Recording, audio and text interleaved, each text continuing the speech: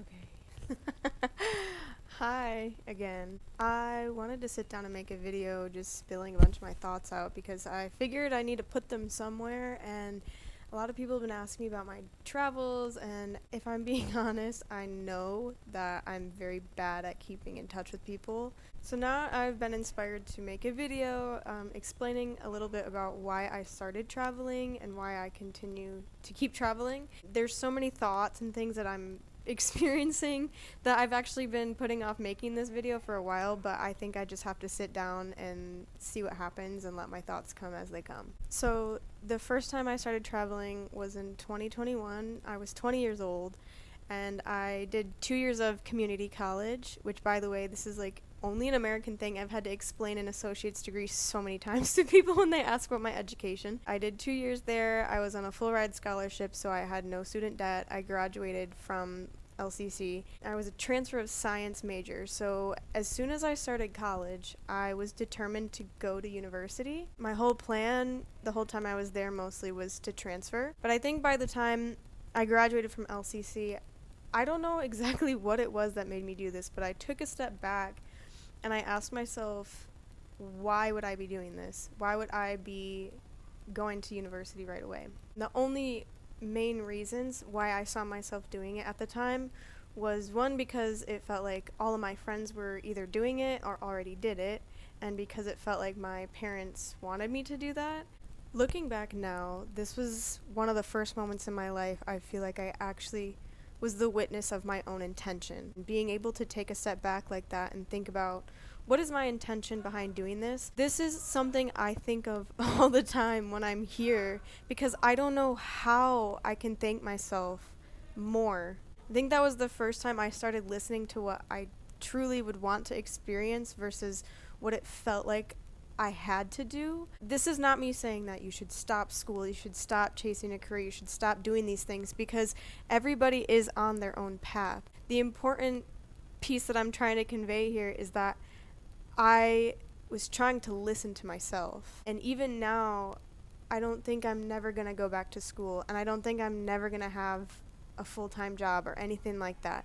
It's just mainly the intention of trying to listen to myself, and that was the first time in my life I feel like I actually started listening. So this is when I made the decision to go to Nepal. This was the first time I was leaving the country by myself, and the first time I was going to Asia and making a big jump or leap in my life, which at the time I did so casually, and I still don't understand how I did that. I really for a long time wanted to do my yoga teacher training, so a 200-hour course, 3 weeks, fully immersive.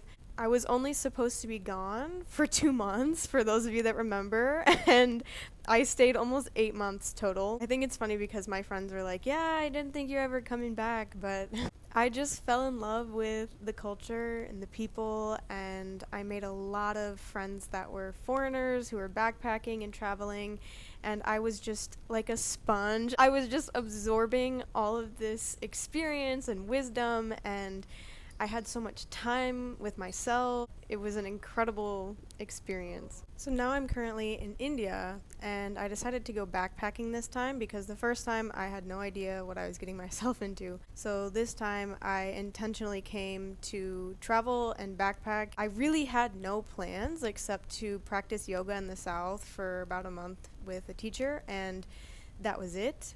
I intentionally got a one-way ticket because I wanted to keep everything as open as possible, and I knew from being in Nepal that I was going to meet new people and I was going to have totally new experiences. And there's just a flow that happens out here when you're traveling and meeting people. Sometimes you decide to travel with people, sometimes you go to the complete other side of the country or maybe to a different country. I always say this, but you can plan a plane ticket, you can plan a hotel room and whatever, but you can't plan the connections you're gonna make. So knowing that, I wanted to be as open as I could this time to just going with whatever comes. So how I'm traveling now is I have a backpack and I just backpack around. I started in the south and now I'm in the north. I've also been traveling completely by word of mouth. So I haven't really planned much and I don't really have these expectations or look up places before I go there and want to see this and this and this. Right now it feels less of tourism that I'm doing and more of just a lifestyle.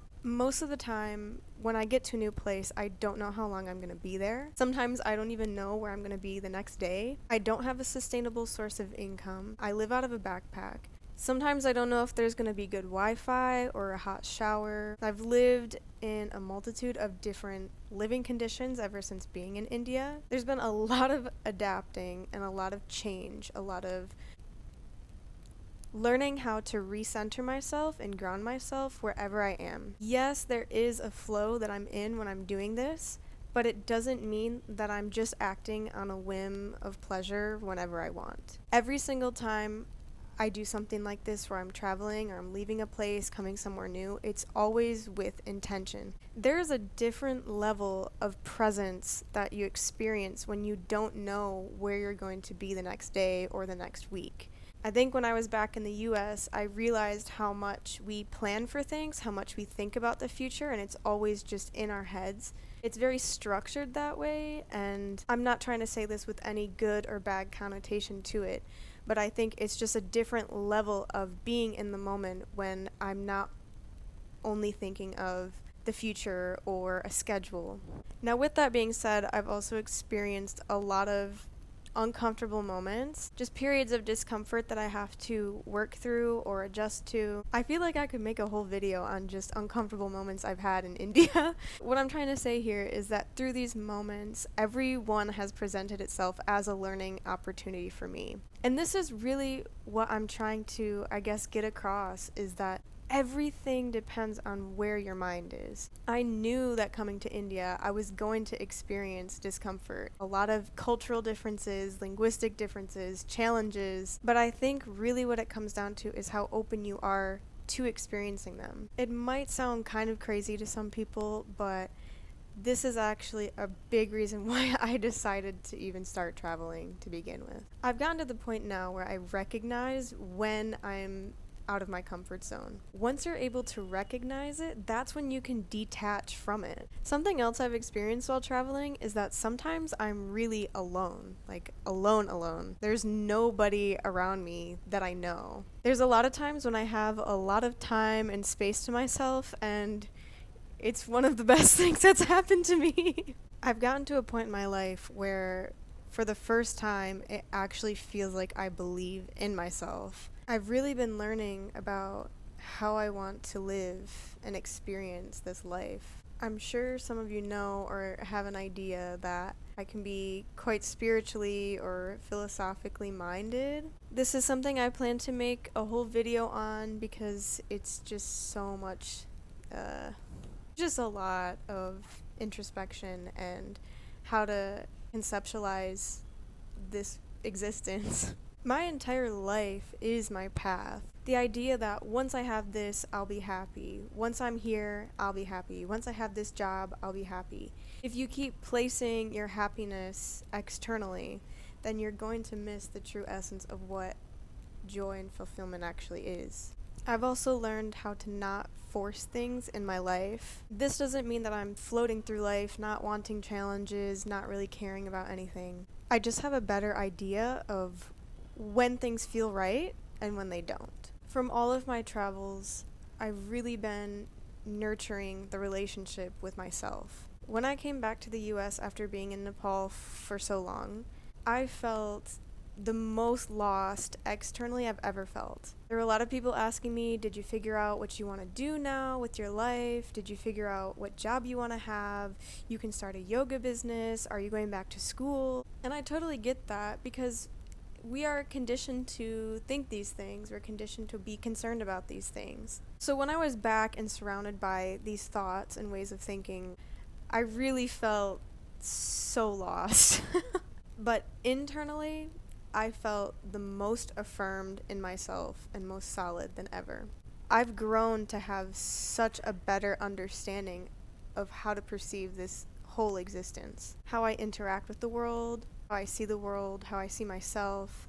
And these are the things that really carry you through life. Doesn't matter where you are or what you're doing. So much of this life is chasing pleasure and chasing comfort. We want to be comfortable. We want to have things that make us comfortable. There's a lot in society that's curated around making things more convenient, more efficient. This is just part of the human condition. I've gotten to the point where I don't even care about those things sometimes. I've lived without a lot of things now, and it's not even that I just feel like I don't need them, it's that I actually don't want them either. And that's not to say that my wants and needs through life aren't gonna change, you know. Maybe someday I will feel like I want to settle in a spot or have more things than I do right now. But it's really interesting to me. It makes me curious about what my life is going to look like, because I just feel the most detached from having certain things now than I ever have. This might sound super far out,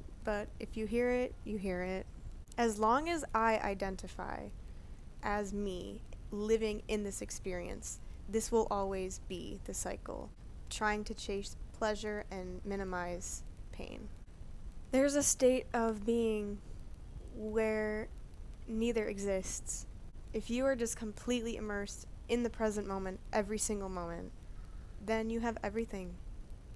I now have something that I hesitate to call it the most important thing in my life, because it's not really a matter of higher or lower than anything else, but it's something that I can always come back to. And that's this, I guess, spiritual aspect of thinking. I really hesitate to use this term, but for the purpose of trying to get a point across here, I feel like it's the only word I can think of to use. I've really learned how to just be.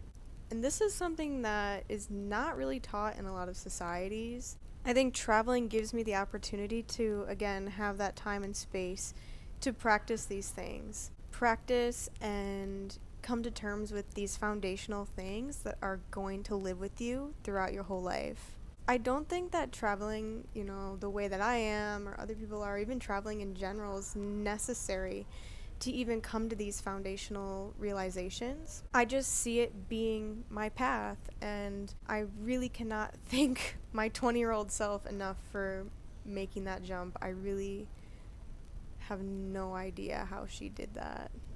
For now, I think I'm gonna wrap things up so the video doesn't get too long. Maybe I'll make some more videos about different topics and things that I'm experiencing. But yeah, if you listen to the whole thing, I really, really thank you from the bottom of my heart. To all my friends that are watching this, I'm sorry that I suck at communicating, okay? Just know that I'm always loving you, sending you my support, sending you my positive energy. I've really been sinking into a space of gratitude lately, and just, I cannot tell you how thankful I am for everybody that has supported me. All of the love and support has really made an impact in my life. Sometimes there are these moments of doubt and fear that creep back into my mind. Having friends and people that really support me and love me and encourage me to keep doing what I'm doing is one of the best feelings in the world to me.